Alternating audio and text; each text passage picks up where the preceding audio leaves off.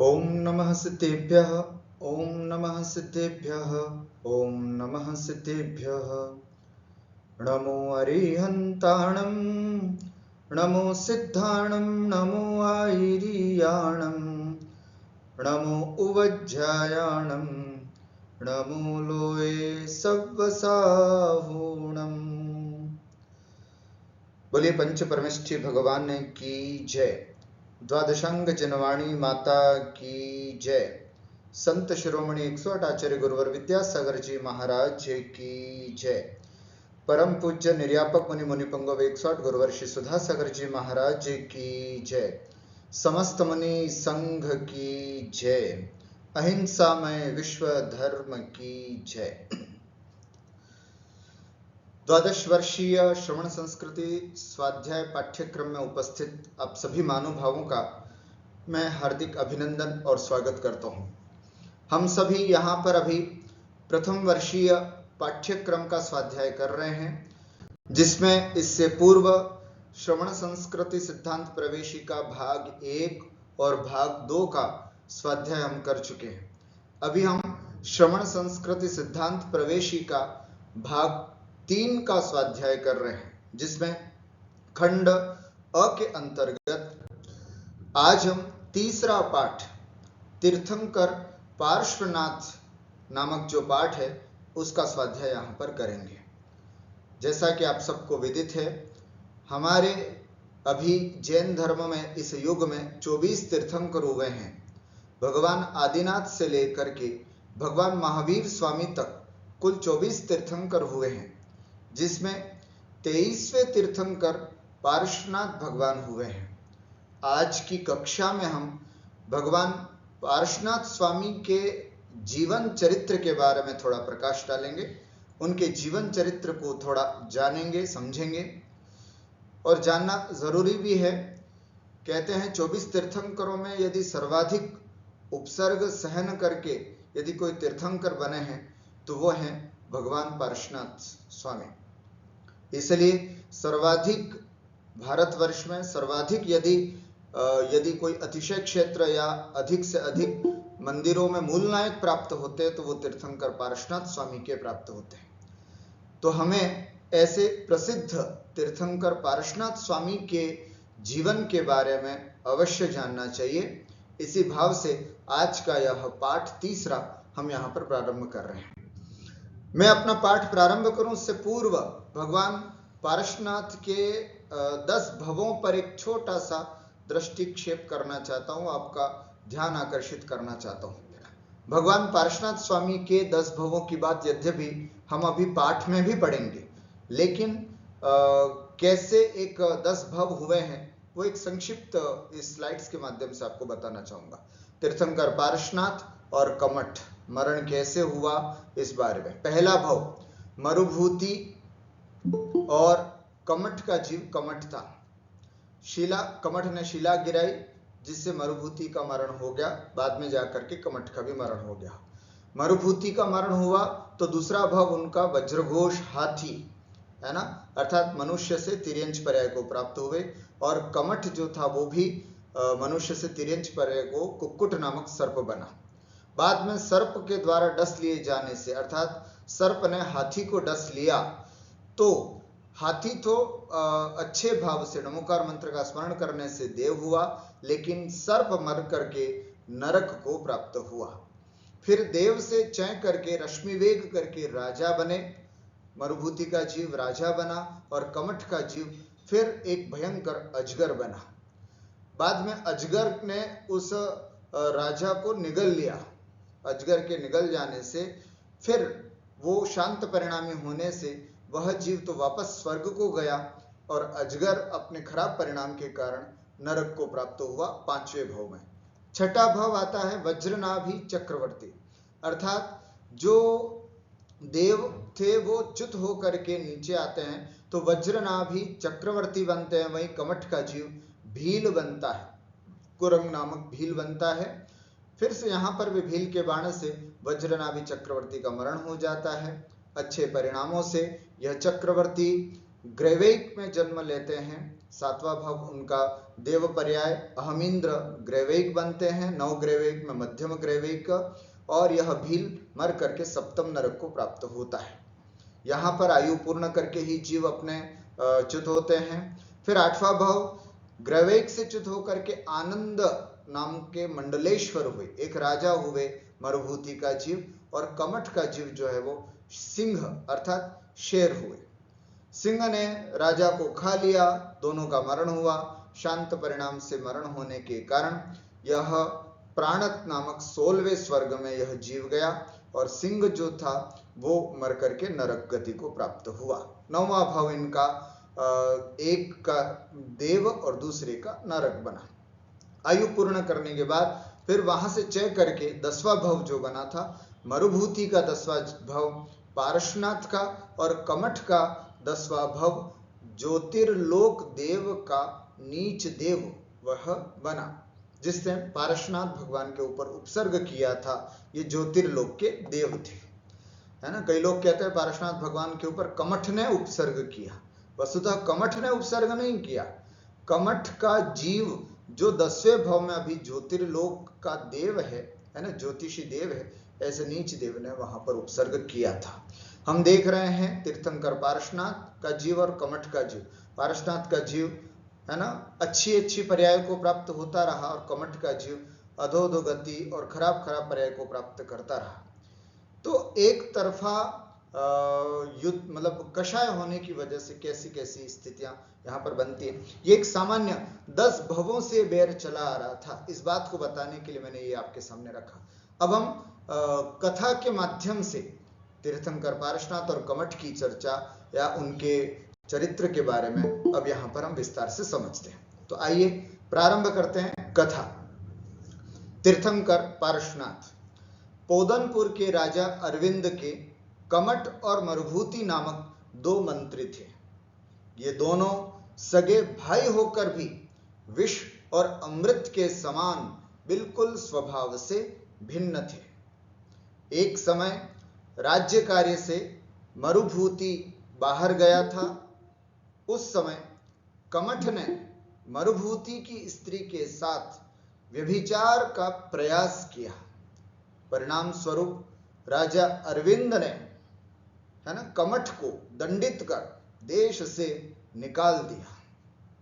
तब कमठ अपमान से दुखी होकर किसी तापस आश्रम में जाकर हाथ में पत्थर की शिला उठाकर कुतप करने लगा। कमठ का जीव अत्यंत क्रोधग्रस्त हुआ और कहीं आश्रम में चला गया। ओहो, मेरा इतना बड़ा अपमान है ना, मेरा मुंह काला करके और मुझे देश से निकाल दिया गया, इतना बड़ा दंड दिया गया। फिर किसी आश्रम में जाकर के और कुतप कठोर तप करने लगा, ऐसे शिला हाथ में पकड़ करके।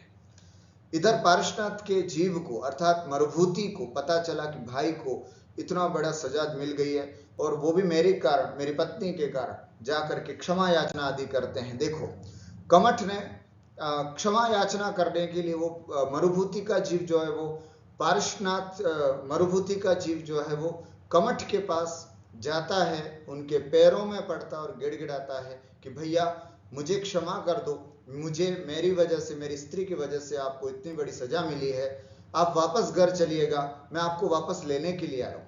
यूं ऐसा बोलते हुए वे उनके पैरों में गिड़गिड़ा ही रहा था कि कमठ ने ऊपर से क्रोध से उसके सिर पर शिला पटक दी।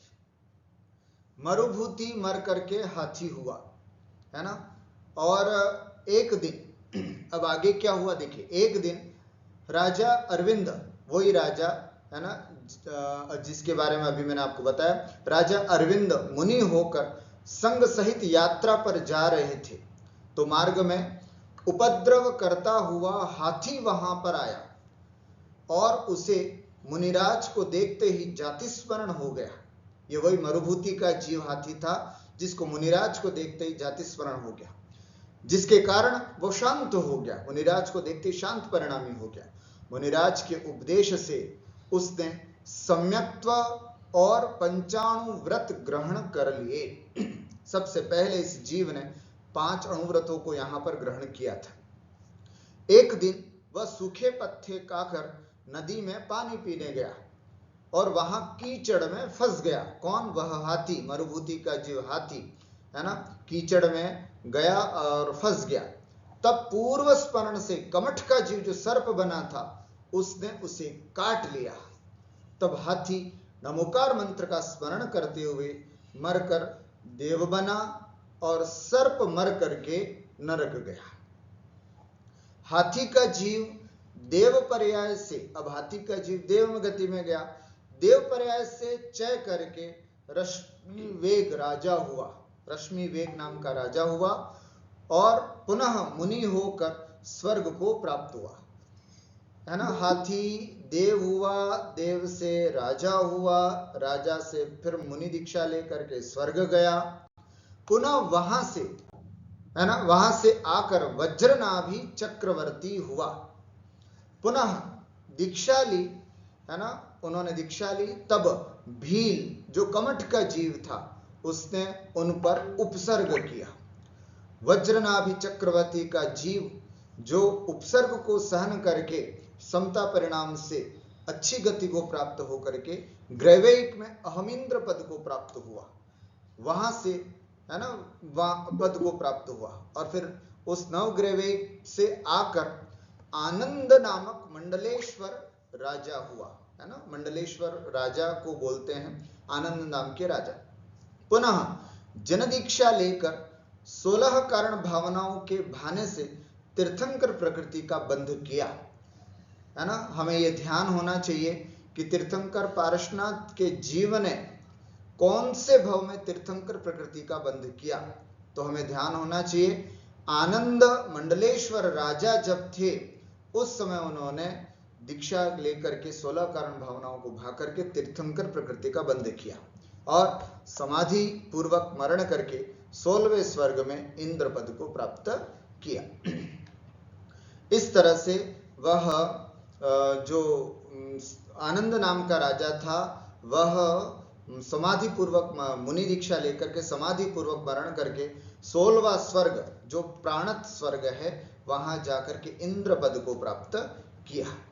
अब उस स्वर्ग से, है ना, शुभ प्राणत स्वर्ग विहाय बोलते ना अपन, अब उस प्राणत स्वर्ग से चय करके यहाँ वामा देवी के कुल में आते हैं और पारसनाथ का जन्म लेते हैं। आइए अब हम भगवान पारसनाथ के पूर्व भवों की बात जानी। अब हम यहाँ पर भगवान पारसनाथ का जन्म से लेकर के कथा को प्रारंभ करते हैं। काशी देश की बनारस नगरी में आज से करीब 3000 वर्ष पहले इक्ष्वाकु वंश के कश्यप गोत्रीय राजा अश्वसेन एवं उनकी विदुषी रानी वामा देवी के गर्भ से पौष कृष्ण एकादशी के दिन बालक का जन्म हुआ। पहले काशी अपने आप में एक देश हुआ करता था, उसमें बनारस एक नगरी हुआ करती। आजकल बनारस और काशी दोनों एक ही माना जाता है, पर्यायवाची, है ना। आज से कम से कम 3000 वर्ष पहले की बात है। इक्ष्वाकु वंश में, है ना, कश्यप गोत्र के राजा अश्वसेन और उनकी रानी वामा देवी, है ना, उनके गर्भ से पौष कृष्ण एकादशी के दिन बालक का जन्म हुआ, अर्थात बालक पारसनाथ का जन्म हुआ। इंद्रों ने सुमेरु पर्वत पर जन्माभिषेक के बाद तीर्थंकर बालक का नाम पार्श्व कुमार रखा। ठीक है, जन्मस्थान बनारस, काशी, माता पिता अश्वसेन और वामा देवी, जन्म उनका पौष कृष्ण एकादशी को हुआ। इनकी आयु 100 वर्ष की थी। भगवान पार्श्वनाथ स्वामी की आयु जो है वो 100 वर्ष की थी। शरीर का वर्ण मरकत मणि के समान था, नीला वर्ण बिल्कुल, है ना, हरा, सॉरी, मरकत मणि के समान हरा था। तो मरकत मणि के समान हरा था। शरीर की ऊंचाई 9 हाथ प्रमाण थी, है ना, 9 हाथ प्रमाण भगवान पार्श्वनाथ स्वामी की ऊंचाई थी। पार्श्व कुमार जन्म से ही प्रतिभाशाली और मतिश्रुत एवं अवधि ज्ञान के धारक थे। जैसा कि हम सबको पता है, जो भी तीर्थंकर जन्म लेते हैं जन्म से ही उनके 3 ज्ञान होते हैं, मति ज्ञान, श्रुत ज्ञान और अवधि ज्ञान। दीक्षा लेते ही उनको मनः परे ज्ञान भी हो जाता है। तो पारस कुमार को भी जन्म से ही तीन ज्ञान थे, मति ज्ञान, श्रुति ज्ञान और अवधि ज्ञान।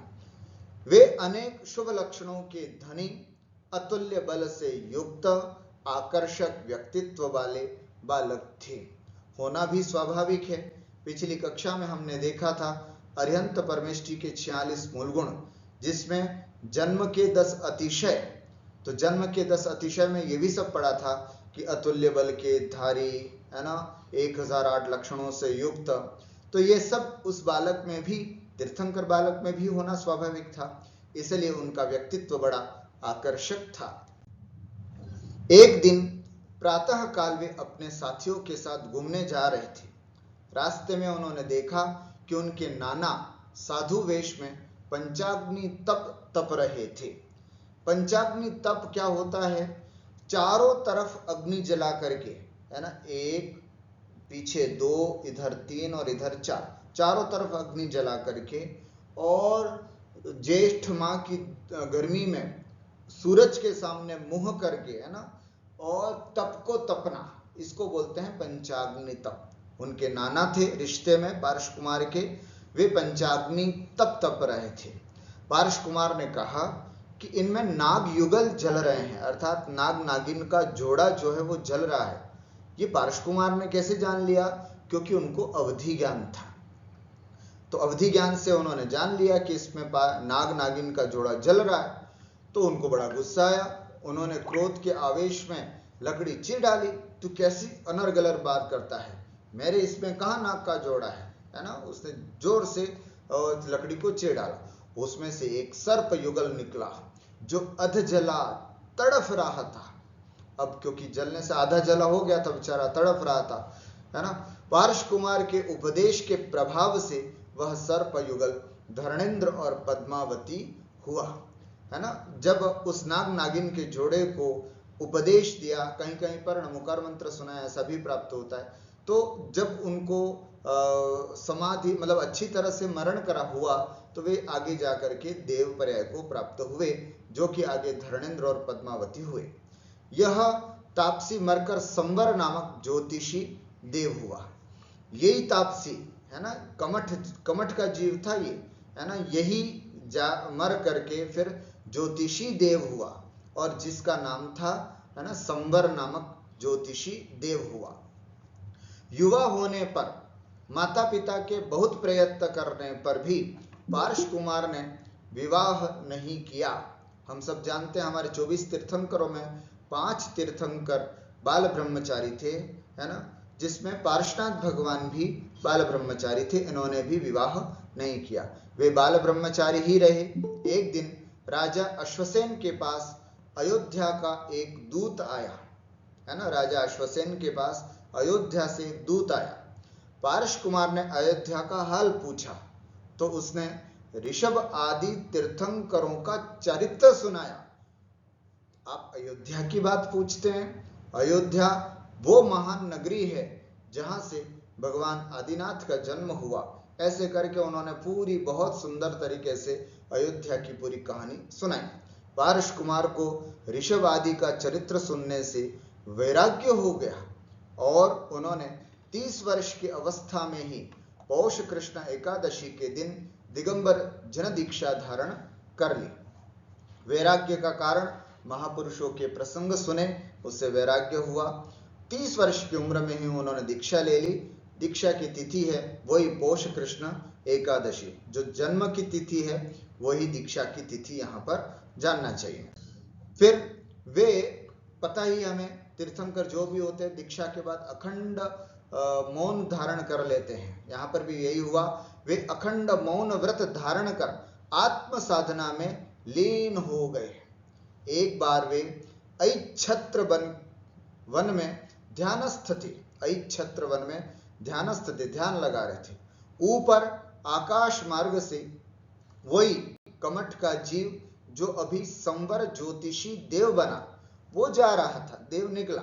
अचानक विमान रुक जाने से जब उसने मुनि को देखा, विमान रुक गया तो उन्होंने नीचे देखा कि आखिर कौन तपस्या कर रहा है। तो उन्होंने मुनि को देखा तो उसने क्रोध में आकर महान उपसर्ग किया। जब नीचे आया और उसने पूर्व भव को याद करके और खूब उपसर्ग उस मुनिराज पर, उस पार्श कुमार की उस मुनि अवस्था पर किया। परंतु पार्श्वनाथ आत्म साधना से नहीं डिगे और तपस्या करते रहे और अंततो गत्वा चैत्र कृष्ण एकादशी के दिन केवल ज्ञान की प्राप्ति हुई। जैसे कि हमने पढ़ा था पिछली बार, जैसे ही किसी जीव को केवल ज्ञान की प्राप्ति होती है तो सभी उपसर्ग जो है वो समाप्त हो जाते हैं। ठीक वैसा ही हुआ, उपसर्ग जो थे वे सभी समाप्त हो गए और नहीं डिगे। परंतु पारसनाथ आत्म साधना से नहीं डिगे और उन्हें चैत्र कृष्ण एकादशी के दिन केवल ज्ञान की प्राप्ति हुई और तत्काल वहां समवशरण निर्मित हो गया। तब कमठ ने भी अपने कृत्यों का पश्चाताप करते हुए धर्म ग्रहण किया। कमठ का जीव भी पश्चाताप से युक्त हो करके और उन्होंने बड़ा पश्चाताप किया और अंततो गत्वा धर्म की शरण को लिया और धर्म को ग्रहण किया। करीब 70 वर्ष तक सारे आर्यखंड में समवशरण सहित विहार करते हुए भगवान पारसनाथ ने भव्य जीवों को तत्वों का उपदेश दिया। श्रावण शुक्ला सप्तमी के दिन तीर्थंकर पारसनाथ ने समय शिखर जी से मोक्ष प्राप्त किया। इसी कारण इस पर्वत को आज भी पारसनाथ हिल कहा जाता है। भगवान पारसनाथ स्वामी को केवल ज्ञान चैत्र कृष्ण एकादशी को हुआ, मोक्ष समय शिखर जी से हुआ। श्रावण शुक्ला सप्तमी को, जिसको आज भी मुकुट सप्तमी के नाम से जाना जाता है, उस दिन को, और उस दिन भगवान पारसनाथ स्वामी को मोक्ष की प्राप्ति हुई। इस तरह से संक्षिप्त रूप में हमने अभी यहाँ आप देख सकते हैं, ये 10 भव फिर से यहाँ पर मैंने एक बार दर्शाए हैं, है ना। मरुभूति कमठ, वज्रघोष हाथी, इधर सर्प बना, फिर वापस देह हुआ, ये नरक में गए, वहां से आने के बाद रश्मि वेग राजा बने, ये अजगर बने, अच्युत स्वर्ग ये देव, ये नरक में, ये चक्रवर्ती, ये भील, ये ग्रैवेग, ये नरक, ये आनंद मंडलेश्वर राजा, तो ये सिंह, ये प्राणत कल्प और ये नरक। पारसनाथ भगवान अंततो और ज्योतिर्लोक में दे। इस तरह से 10 भवों को संक्षिप्त रूप में यहाँ पर आपको दिखाया है। भगवान पारसनाथ के चरित्र को सुनने से हमें क्या शिक्षा मिलती है? तो हमें ये शिक्षा मिलती है कि महापुरुष जो होते हैं वे महान से महान वेरी क्यों न हो, उसको हमेशा क्षमा करते हुए आते हैं। कई बार हम अपने दैनिक जीवन में जीते हुए कई लोगों से इतने आहत हो जाते हैं, तो है ना, कोई हमारा शत्रु होता है तो हम उससे उतने परेशान हो जाते हैं, हम अपने परिणामों को बिगाड़ लेते हैं। लेकिन पारसनाथ का जीव पिछले 10 भवों से है ना, किसी जीव के उपसर्ग को सहन करता हुआ आया और कभी भी उनसे विचलित नहीं हुआ, अपने परिणामों से विचलित नहीं हुआ, अपने परिणामों को संभाले रखा। मानुभाव, क्षमा सबसे बड़ा गुण है।